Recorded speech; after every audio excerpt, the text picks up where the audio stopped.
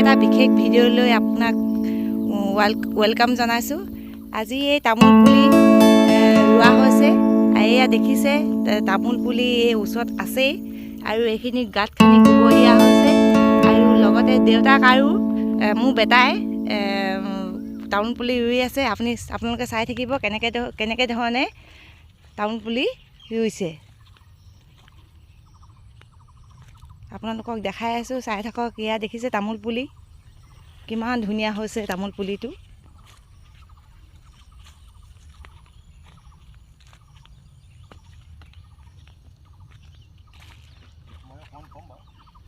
তামোল পুলি ৰুই আছোঁ। এয়া ঘৰতে একদম ভাল জাতৰ সঁচ তামোল পুলি পচাই লৈছিলোঁ, যোৱা বছৰ পচাইছিলোঁ এটাত। ট্ৰেটো লৈ আহি তামোল পুলিখিনি উলিয়াই আজি লগাই দিছোঁ। আৰু আগৰ দিনৰ ছিষ্টেমত আমাৰ 3বাৰ খাচি কৰে। আজিকালি হাই টেকন'লজিত তিনিবাৰ খাচি কৰিবলৈ দৰকাৰ নাই। ইয়াতে কিছুমান টেকন'লজি আছে, মই অহা বছৰৰ পৰা আপোনালোকক দেখুৱাম।